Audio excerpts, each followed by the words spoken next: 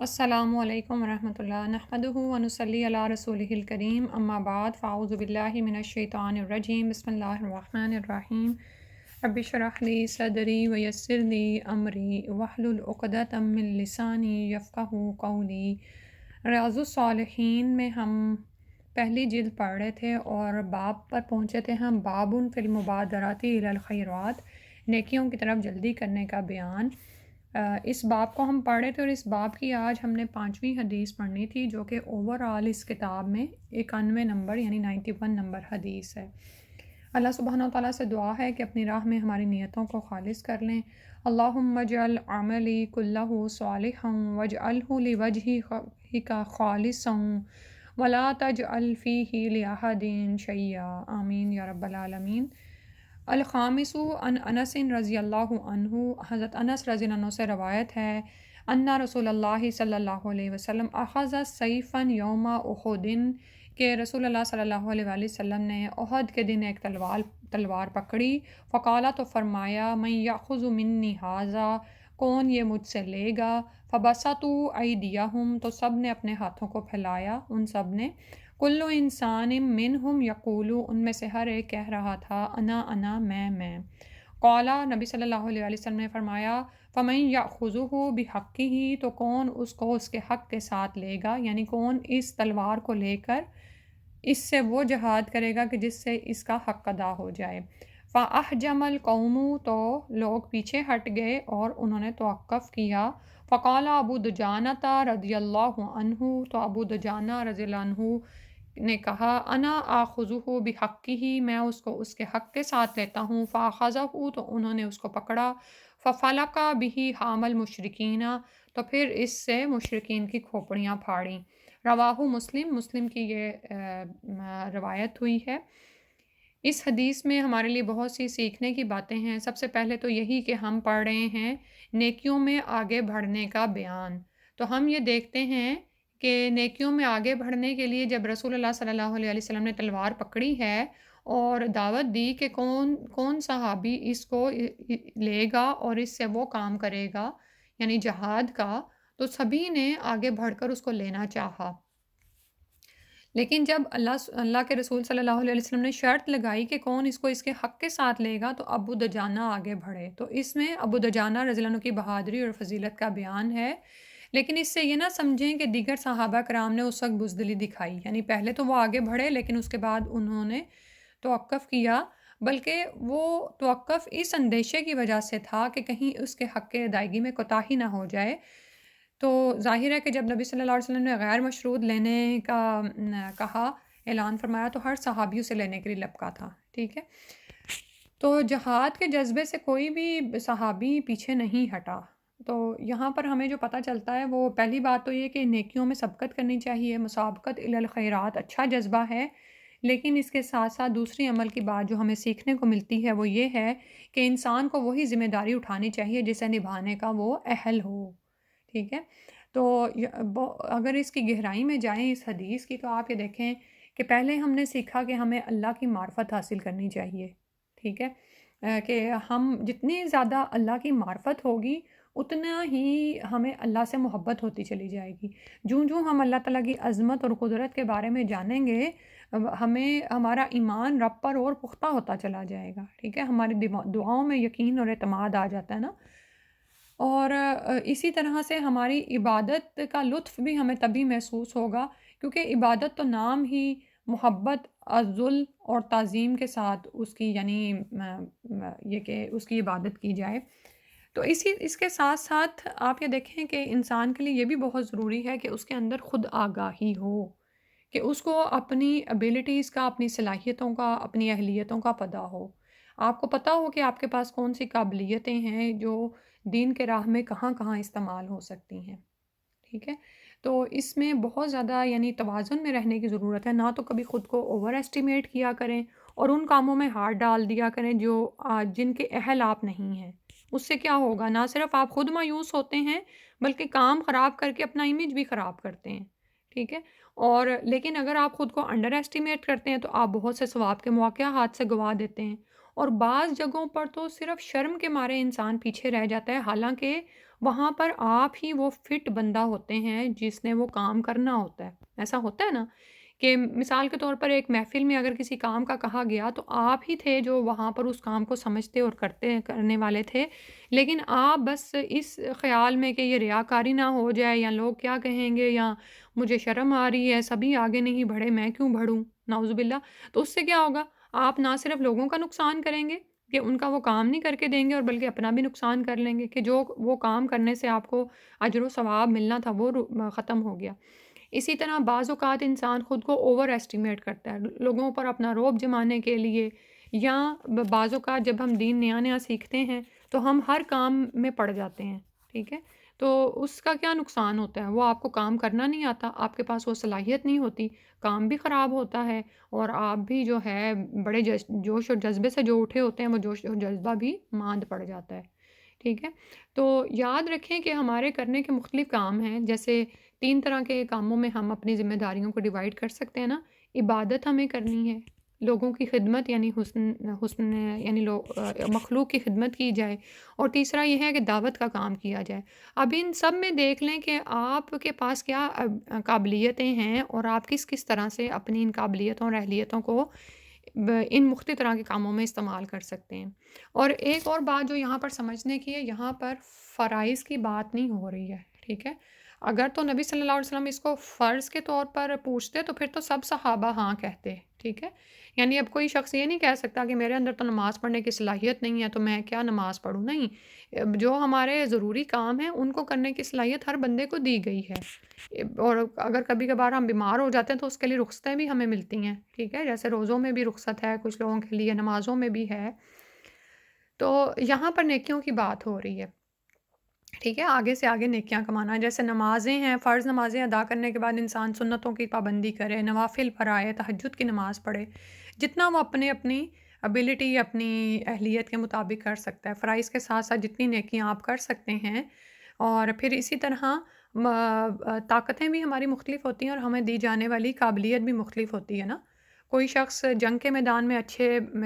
جوہر دکھا سکتا ہے، کوئی قلم کے میدان میں اچھے جوہر دکھا سکتا ہے، کوئی بولنے میں اچھا ہوتا ہے، یہ سب کچھ ہمیں دیکھنا ہے، ٹھیک ہے؟ انشاءاللہ تو اللہ سبحانہ تعالیٰ سے دعا ہے کہ اللہ تعالیٰ ہمیں بھی اپنی راہ میں نکلنے کی، کام کرنے کی توفیق عطا فرما دیں، اور ہمیں ہماری صلاحیتوں کو سمجھنے کی توفیق دیں، ٹھیک ہے؟ اب یہاں پر ابو دجانہ سماک بن خرشہ رضی اللہ عنہ کے بارے میں بتایا گیا ہے کہ وہ سماک بن اوس بن خرشہ بن لوزان انصاری ساعدی ہیں، ان کی کنیت ابو دجانہ ہے، یہ اپنی کنیت سے ہی مشہور ہیں، بدر اور احد اور تمام غزوات میں رسول اللہ صلی اللہ علیہ وسلم کے ساتھ شریک رہے۔ احد کے دن رسول اللہ صلی اللہ علیہ وسلم نے اپنی تلوار اٹھائی اور فرمایا کہ کون اس کا حق ادا کرے گا، ساری قوم خاموش رہی، ابو دجانہ نے وہ تلوار لی اور اس کے ساتھ مشرکین اور کفار کی کھوپڑیاں پھاڑ دیں، یہ سر پر سرخ پٹی باندھ کر میدان قتال میں اترتے تھے۔ اب یہاں اس میں بھی ایک بڑا اہم پوائنٹ ہے عمل کا، اب وہ ان کو یہ نہیں تھا کہ یہ ریاکاری ہو جائے گی اور میں جیسے، اور یہ بھی آتا ہے کہ بڑے یعنی سینہ تان کر باقاعدہ ایک جذبے کے ساتھ، تو اسی طرح ہم بھی اگر کسی کام پر مامور ہیں اور وہاں پر ہماری بہادری کا جوہر لوگوں پر اثر چھوڑے گا تو ہمیں وہ بہادری دکھانی چاہیے، وہ ہمارے اندر وہ امیج ہم وہ بنانا چاہیے بغیر اس بات سے ڈرے کہ لوگ کیا کہیں گے یا ریاکاری یا وہ، کیونکہ آپ دیکھیں کہ بعض پوسٹ ایسی ہوتی ہیں کہ جہاں پر آپ کو کچھ تمغے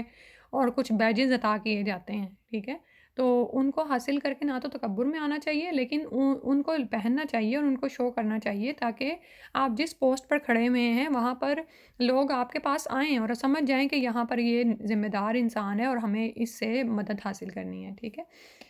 یہ بزرگ اور اکابر صحابہ میں سے ہیں، جنگ یمامہ والے دن سخت مارکے کے بعد شہید ہوئے، انا للہ و انا الیہ راجعون۔ اس کے بعد حدیث نمبر 92 ہے 92 السادس، اور اس سلسلے کی چھٹی حدیث ہے، ان زبیر ابن عدی قال، حضرت زبیر بن عدی بیان کرتے ہیں کہ ہم اتینا انس ابن مالک رضی اللہ عنہ، کہ ہم انس بن مالک رضی اللہ عنہ کے پاس آئے، فشکونا علیہ ما نلقى من الحجاجی، تو ہم نے شکایت کی ان کے پاس آ کر اس کی جو ہمیں حجاج بن یوسف سے ملا، یعنی حجاج کے ظلم و ستم کی شکایت کی، فقالا، تو انہوں نے فرمایا، اصبروا، صبر کرو، فإنہ لا یأتی علیکم زمان، کہ بے شک نہیں آئے گا تم پر اب زمانہ، الا مگر والذی بعدہ شر منہ، کہ وہ اس کے بعد شر والا ہی ہوگا، یعنی اب ایک کے بعد ایک آگے جو زمانہ آتا چلا جائے گا اس میں شر ہی ہوگا، یعنی آگے سے آگے ایسی صورتحال تم لوگوں کو پیش آئے گی۔ اور یہ انہوں نے رسول صلی اللہ علیہ وسلم کا جو فرمان سنا تھا اس کے زیر اثر انہوں نے کہا، ٹھیک ہے، کہ آگے جو بھی زمانہ آئے گا وہ بدتر ہی ہوگا، حتیٰ تلقوا ربکم، یہاں تک کہ تم اپنے رب سے جا ملو۔ پھر فرمایا سمعتہ من نبیکم، یہ میں نے تمہارے نبی سے بات سنی ہے صلی اللہ علیہ وسلم۔ رواہ البخاری، اس کو بخاری نے روایت کیا ہے۔ تو اس حدیث میں بھی کیا پیشین گوئی ہے کہ حالات دن بدن خراب سے خراب ہوتے چلے جائیں گے، اسی حساب سے حکمران بھی ظالم اور بد سے بدتر ہوں گے۔ ایسے حالات میں حکمرانوں کو ان کے حال پر چھوڑ کر ہر شخص کو اپنی اصلاح کی فکر کرنی چاہیے اور اپنی آخرت سنوارنے کی فکر کرے، اور حکمرانوں کی طرف سے ظلم و ستم کا ارتکاب ہو تو اسے برداشت کرے اور صبر سے کام لے۔ اب یہ دیکھیں کہ اس میں ہمارے لیے سیکھنے کی کتنی باتیں ہیں۔ اب یہ وہ زمانہ ہے جب ابھی انس بن مالک رضی اللہ عنہ زندہ ہیں۔ انس بن مالک رضی اللہ عنہ کو اللہ تعالیٰ نے ایک لمبی عمر عطا فرمائی، انہوں نے چلڈرن بھی دیکھے، گرینڈ چلڈرنس بھی دیکھے۔ تو اب ان کے زمانے میں ہی یہ صورتحال پیدا ہو گئی تھی کہ حجاج بن یوسف جو ظلم و ستم والا حکمران تھا، بہت اس طرح یعنی اس کی طرف سے لوگوں کو شکایات تھیں، تو وہاں پر بھی آپ یہ دیکھیں کہ بہت ہی سیکھنے کی بات ہے۔ انس بن مالک نے ان کو یہ نہیں کہا کہ جاؤ اور بغاوت کا علم بلند کر دو، اس کے خلاف نکل کھڑے ہو، املاک کو تباہ کرو، کھیتیاں تباہ کرو، آپس میں ایک دوسرے کی گردنیں کاٹو، بلکہ انہوں نے کہا ہے صبر کرو، کیونکہ آگے تو اس سے بھی بدتر زمانہ آئے گا۔ تو یہی صورتحال سے ہم دو چار ہیں، نہ صرف غیر مسلم ممالک ہیں بلکہ مسلمان ممالک میں یہی صورتحال ہے۔ ہم ایک کے بعد ایک حکمران کے خلاف بغاوت کرتے ہیں اور اس کو اتار دیتے ہیں، تو آگے اس سے بھی بدتر ہمیں ملتا ہے، ٹھیک ہے۔ تو یہاں پر کیا ہے کہ اپنی اصلاح کی فکر کرو، جب اپنی اصلاح ہو جائے گی نا، تو آپ یہ دیکھیں کہ فرد کی جب اصلاح ہوگی تو فرد سے ہی تو معاشرہ بنتا ہے،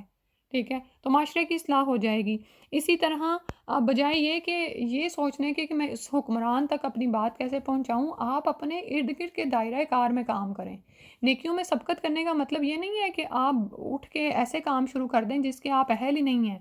ٹھیک ہے، بلکہ اپنی ذات پر کام کریں۔ آپ یہ دیکھیں نا کہ اگر کوئی فتنہ ملک میں پیدا ہوا ہے اور آپ اپنی ذات میں ہی صبر کر جاتے ہیں، آپ کے گھر میں ہی کوئی ایسا معاملہ پیدا ہو گیا ہے، تو کیا ہوگا؟ وہ فتنہ بڑھے گا نہیں، ٹھیک ہے، اور جب وہ بڑھے گا نہیں تو آپ کے ارد گرد کے لوگ تو اس سے متاثر ہوں گے نا، وہ تو ایک پیسفل انوائرمنٹ میں آ جائیں گے نا، ٹھیک ہے۔ اور اسی طرح جب وصیت کی بات ہو تو اپنے گھر والوں سے شروع کریں، اپنے ارد گرد کے لوگوں پر کام کریں، اپنی ذات پر کام کریں، اپنے ارد گرد کے لوگوں پر کام کریں۔ اور اگر معاملات کوئی ایسے پیش آ جائیں جس میں آپ حق پر ہیں، ٹھیک ہے، اب یعنی ایک مسلمان حکمران کو ایسا نہیں ہونا چاہیے کہ وہ ظلم و ستم کرے، لیکن پھر کیا کرنا چاہیے کہ جب آپ کے کچھ کرنے سے فتنہ مزید بڑھ سکتا ہے، اب یہ دیکھیں نا کہ عوام حکمرانوں کی طرف سے ظلم و ستم پر جس طرح سے بجلی کے بل جلاتی ہے یا اور اس طرح کے املاک تباہ کرتی ہے، اس سے فائدہ کیا ہوتا ہے؟ انتشار ہی پھیلتا نا، ٹھیک ہے، اپنی ہی سڑکیں ٹریفک بلاک ہو جاتی ہے، مختلف طرح کے بے شمار یعنی اس طرح کے باتیں ہیں جس کو ہم بیان کر سکتے ہیں۔ تو اس کے بجائے کیا کہا گیا ہے؟ صبر اور برداشت سے انسان کام لے اور اپنے فرائض ادا کرتے رہیں، اپنی ذمہ داریاں ادا کرتے رہیں، ان سے اللہ خود ہی پوچھ لے گا، ٹھیک ہے۔ تو حجاج بن یوسف نہایت سفاک اور ظالم تھا، لیکن بہرحال مسلمان تھا، اس لیے سیدنا انس رضی اللہ عنہ نے صبر اور برداشت کرنے کی نصیحت کی۔ راوی حدیث حضرت زبیر بن عدی رحمۃ اللہ علیہ، زبیر بن عدی کوفی ہیں، ان کی کنیت ابو عدی ہے، تابعی ہیں، شہر الرئی کے قاضی تھے۔ انس بن مالک، معرور بن سوید اور ابو وائل وغیرہ سے روایت کرتے ہیں۔ احمد بن حنبل، ابن معین اور اجلی نے ان کی توثیق کی ہے، یعنی ان کو ثقہ قرار دیا ہے۔ امام بخاری رحمۃ اللہ فرماتے ہیں زبیر بن عدی 131 ہجری کو رئی میں فوت ہوئے۔ اس کے بعد حدیث نمبر 93 ہے جو کہ اس سلسلے کی اسابی 7ویں حدیث ہے۔ عن ابی ہریرہ رضی اللہ عنہ ان رسول اللہ صلی اللہ علیہ وسلم قال بادروا بالاعمال سبعا، حضرت ابو ہریرہ رضی اللہ عنہ سے روایت ہے، رسول اللہ صلی اللہ علیہ وسلم نے فرمایا نیک اعمال میں جلدی کرو 7 چیزوں سے پہلے۔ حل تنتظرون الا فقرا منسیا، کیا تمہیں ایسے فقر کا انتظار ہے جو بھلا دینے والا ہو، یعنی غربت اتنی طاری ہو جائے، او غنم متغین، یا پھر ایسی تمنگری کا جو تمہیں حد سے تجاوز کر دینے والا بنانے والی ہے، او مردم مفسدن، یا ایسی بیماری کا جو بگاڑ دینے والی ہو، او حرمن مفندن، یا پھر ایسے بڑھاپے کا جو عقل و ہوش کو زائل کر دینے والا ہے، او موتم مجہزن، یا ایسی موت جو نہایت تیزی سے اپنا کام کر جانے والی ہے، ابھی دجالہ، یا پھر دجال کا، فشر غائبی ینتظرو، تو جو ہر اس غائب برائی سے بدتر ہے جس کا انتظار کیا جائے، اب اس ساعتہ یا قیامت کا، فساعت ادھا و امر، تو قیامت کی گھڑی تو بہت ہی ہولناک اور نہایت تلخ تر ہے، اسے ترمذی نے روایت کیا ہے۔ اللہ اکبر۔ اب یہاں پر بھی اس کو ترمذی نے روایت کیا ہے اور کہا ہے یہ حدیث حسن ہے۔ بنیادی طور پر یہ جو روایت ہے یہ ضعیف ہے۔ اس موضوع سے متعلق ایک روایت امام حاکم نے ذکر کی ہے جو صحیح ہے، اس میں ہم دیکھتے ہیں اس میں بھی اسی طرح کی بات کی گئی ہے۔ اس میں فرمایا گیا، پڑھتے ہیں اس کو، حضرت ابن عباس رضی اللہ عنہ سے روایت ہے کہ رسول اکرم صلی اللہ علیہ وسلم نے ایک آدمی کو نصیحت کرتے ہوئے فرمایا کہ 5 چیزوں کے آنے سے پہلے غنیمت سمجھو: جوانی کو بڑھاپے سے پہلے، صحت کو بیماری سے پہلے، تونگری کو فقیری سے پہلے، فراغت کو مصروفیت سے پہلے، اور زندگی کو موت سے پہلے غنیمت سمجھو۔ یعنی یہ جو چیزیں ہیں نا، یہ رکاوٹ بننے والی چیزیں ہیں۔ آپ یہ دیکھیں کہ جب انسان اپنی زندگی میں مالدار ہوتا ہے، اس کے پاس مال ہوتا ہے، تو وہ صدقہ کر سکتا ہے اور بھی اپنے مال کے ذریعے سے وہ بہت سے نیکی کے کام کما سکتا ہے۔ لیکن کیا وہ اس بات کا منتظر ہے کہ اس پر فقر آ جائے جو اس کو بھلا دے ہر چیز؟ ٹھیک ہے، اس کے بعد اس حدیث میں جو 7 چیزیں پچھلی حدیث میں بیان کی گئی ہیں، یا پھر وہ ایسی تمنگری کہ جس میں اس پر سرکشی غالب آ جائے، وہ باغی ہو جائے بالکل ہی۔ بعض اوقات ایسا ہوتا ہے نا کہ انسان جب اس کے پاس زیادہ مال نہیں ہوتا تو پھر بھی وہ اللہ سے جڑا ہوا ہوتا ہے، لیکن جب اس کے پاس بہت زیادہ آسائشیں اور مال آ جاتا ہے تو وہ اللہ ہی کو بھول جاتا ہے۔ ٹھیک ہے، بعض اوقات کیا ہے کہ کوئی ایسی بیماری آ جاتی ہے اتنی جان لیوا کہ انسان اپنے فرائض کو بھی مشکل سے ادا کر پاتا ہے۔ ٹھیک ہے، اسی طرح بعض اوقات ایسا بڑھاپا آ جاتا ہے جو عقل و ہوش کو زائل کر دینے والا ہے، یاد ہی نہیں رہتا کتنی رکعتیں پڑھی تھیں کتنی نہیں پڑھی تھیں، اور بعض اوقات کیا پتہ موت ہی ایسی آ جائے جو اپنا کام ہی تمام کر کے گزر جائے، یعنی مہلت ہی نہ دے۔ بعض اوقات تو لوگ بیمار ہو کے فوت ہوتے ہیں نا، لیکن بعض لوگ تو ایسے ہی ایکسیڈنٹ میں ہی چل بستے ہیں، ابھی اچھے بھلے تھے اٹھے اور فوت ہو گئے، استغفر اللہ۔ یا پھر وہ دجال جو کہ ہر غائب برائی سے بدتر ہے، جس کا انتظار کیا جائے، یعنی جب وہ آ جائے گا تو تب تو پھر آپ دیکھیں کہ ایمان کے ہی لالے انسانوں کو پڑ جائیں گے نا۔ تو یا پھر قیامت کی گھڑی، تو دراصل اس حدیث کے ذریعے ہمیں ہوش دلایا جا رہا ہے کہ آج کرنے کا کام ہے، کر گزرو، اپنی آخرت کی تیاری کر لو، اور جو کچھ تمہارے پاس مال و متاع ہے، جو وقت تمہیں دیا گیا ہے، جو عمر دی گئی ہے، جو صلاحیتیں دی گئی ہیں، یہ بدن دیا گیا ہے، تو اس کو اللہ کی راہ میں کھپا دو، اس کے ذریعے سے اپنی آخرت کما لو، جو وہاں کی زندگی کو اچھا بنا لو جو ہمیشہ رہنے والی ہے۔ اللہ سبحانہ و تعالیٰ ہمیں توفیق عطا فرما دیں۔ تو اس میں یہی انہوں نے آگے بھی کہا کہ یہ جو رکاوٹیں بننے والی چیزیں ہیں نا، ان کے آنے سے پہلے انسان کو نیک اعمال کے ذریعے اپنی آخرت سنوار لینی چاہیے۔ کہیں ایسا نہ ہو کہ ان رکاوٹوں میں سے کوئی انسان کو لاحق ہو جائے اور وہ اعمال صالحہ سے محروم ہی رہ جائے۔ ٹھیک ہے، آپ یہ دیکھیں کہ مرتے ہی انسان کی وہ کیا خواہش کرے گا کہ کاش میں تو کچھ دیر اور زندہ رہتا اور صدقہ کر لیتا، یعنی مال تو اس کے پاس تھا، لیکن بس وہ انسان کو یہ ضرورتیں ہی بھلائی رکھتی ہیں کہ نہیں ابھی میں یہ کام کر لوں وہ کر لوں پھر اس کے بعد صدقہ کر لوں گا۔ اور پھر یہ ہے کہ بتایا کہ انسان کی یہ کمزوری ہے کہ وہ نعمتوں کے ہوتے ہوئے ان کی قدر نہیں کرتا اور نہ ان سے کما حق ہو فائدہ اٹھاتا ہے۔ ان کی اہمیت کا اندازہ ان کے چھن جانے کے بعد ہوتا ہے، اور پھر انسان سنبھلنے کی کوشش کرتا ہے لیکن اس وقت پانی سر سے گزر چکا ہوتا ہے۔ کیونکہ ابھی یہاں پر جو بھی رکاوٹیں بتائی گئی ہیں نا، یہ رکاوٹیں ایسی ہیں کہ یعنی اس کے بعد پلٹنے کی یعنی مہلت کی کوئی وہ گھڑی نہیں انسان کو ملتی ہے۔ اللہ سبحانہ و تعالیٰ رحم فرما دے اور ہمیں توفیق دے دیں کہ ہم اپنی زندگیوں کو سنوار لیں، آمین۔ اگلی حدیث 94 ہے، الثامن، اس سلسلے کی 8ویں حدیث ہے۔ انہو ان رسول اللہ صلی اللہ علیہ وسلم قال یوم خیبر، حضرت ابو ہریرہ رضی اللہ عنہ ہی سے روایت ہے۔ اب انہو آیا نا تو پیچھے والی حدیث کا رابطہ اس سے جوڑا ہے۔ رسول اللہ صلی اللہ علیہ وسلم نے خیبر والے دن فرمایا، لَأُوتِيَنَّ هَذِهِ الرَّايَةَ رَجُلًا يُحِبُّ اللَّهَ وَرَسُولَهُ، کہ میں یہ جھنڈا ایک ایسے شخص کو دوں گا جس سے اللہ اور اس کا رسول محبت کرتے ہیں، یفتح اللہ علی یدیہ، میں یہ جھنڈا ایک ایسے شخص کو دوں گا جو اللہ اور اس کے رسول سے محبت رکھتا ہے، اللہ تعالیٰ اس کے ہاتھوں پر فتح عطا کرے گا۔ قال عمر رضی اللہ عنہ، عمر رضی اللہ عنہ فرماتے ہیں، ما احببت الامارۃ الا یومئذ، کہ میں نے کبھی امارت کی خواہش نہیں کی لیکن اس روز، یعنی اس روز میری خواہش تھی کہ مجھے یہ اعزاز حاصل ہو جائے۔ فتساورت لہا رجاء ان ادعا لہا، تو انہوں نے کہا کہ میں نے اس روز یہ خواہش کی کہ یہ اعزاز جو رسول اللہ صلی اللہ علیہ وسلم نے فرمایا ہے مجھے حاصل ہو جائے، اور چنانچہ میں اس کے لیے اٹھ کر بلند ہوتا اس امید پر کہ شاید مجھے اس جنگ کی امارت یعنی قیادت دی جائے۔ فدعا رسول اللہ صلی اللہ علیہ وسلم علی ابن ابی طالب رضی اللہ عنہ، تو راوی حدیث کہتے ہیں کہ رسول اللہ صلی اللہ علیہ وسلم نے حضرت علی بن ابی طالب رضی اللہ عنہ کو طلب فرمایا، فآتاہ ایاہا، تو ان کو وہ جھنڈا عطا کیا، وقال، اور کہا، امشی ولا تلتفت، کہ چلو اور پیچھے مڑ کر نہ دیکھنا، یعنی کسی کی طرف توجہ نہ کرنا، حتی یفتح اللہ علیک، یہاں تک کہ اللہ تعالیٰ تمہیں فتح عطا کر دے۔ حضرت علی فسارا علی رضی اللہ عنہ شیئن، تو حضرت علی رضی اللہ عنہ کچھ چلے، ثم وقفا، پھر ٹھہر گئے، ولم یلتفت، لیکن پیچھے مڑ کر نہ دیکھا، فصرخا، تو وہیں سے بلند آواز سے کہا، قال قاتلہم حتی یشہدوا، فصرخا، تو بلند آواز سے کہا، یا رسول اللہ صلی اللہ علیہ وسلم، الا ماذا اقاتل الناس،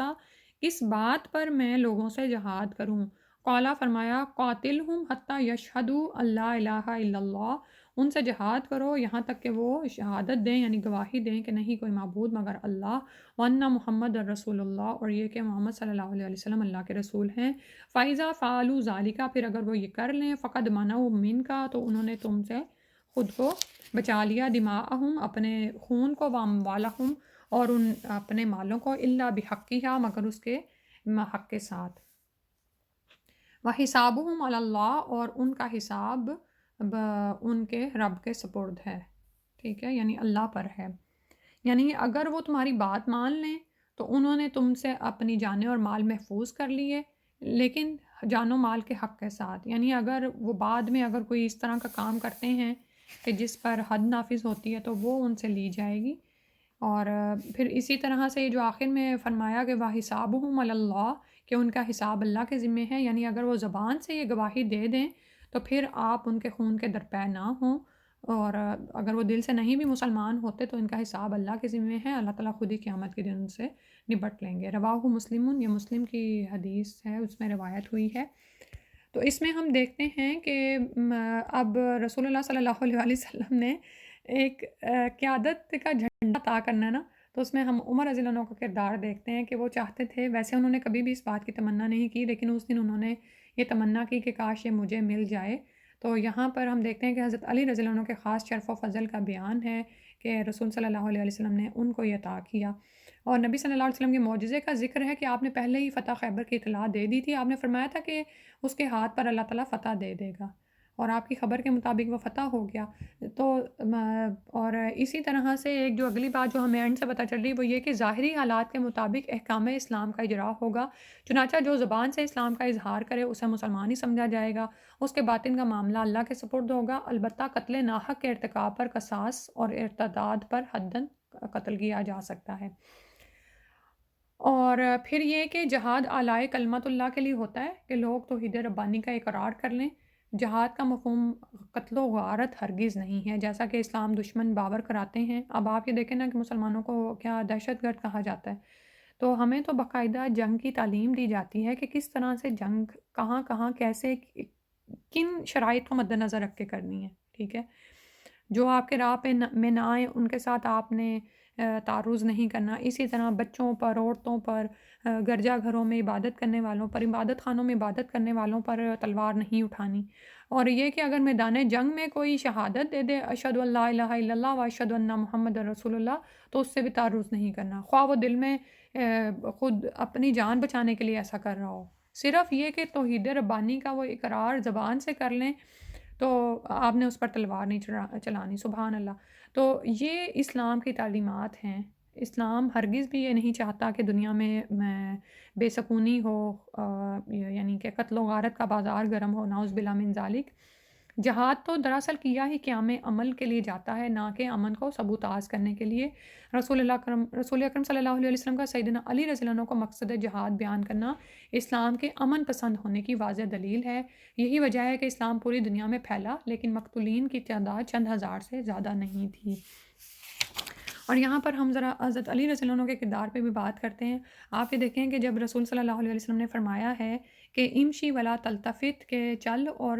پیچھے نہ دیکھو، ٹھیک ہے، یعنی توجہ نہ کسی کی طرف کرنا۔ تو جب اٹھے ہیں اللہ کی راہ میں، لیکن ایک دم سے خیال آیا کہ میں کس بات پر، یعنی میں ذرا اس کی مزید ایکسپلینیشن مانگ لوں، تو وہیں سے پوچھا ہے، مڑے بھی نہیں، ٹھیک ہے، ٹھہر گئے ہیں، کسی طرف توجہ نہیں کی، اور بآواز بلند رسول صلی اللہ علیہ وسلم کو پکارا ہے کہ کس بات پر میں ان سے جہاد کروں۔ اللہ سبحانہ وتعالیٰ سے دعا ہے کہ وہ ہمیں ان حدیث کو سمجھنے کی، سیکھنے کی، اسے آگے پھیلانے کی اور ان کے مطابق عمل کرنے کی توفیق عطا فرما دیں، آمین یا رب العالمین، اور ہم پر اپنی رحمتوں کے سائے فرما دیں، آمین۔ سبحانک اللہم و بحمدک، نشہد ان لا الہ الا انت، نستغفرک و نتوب الیک۔ السلام علیکم ورحمۃ اللہ۔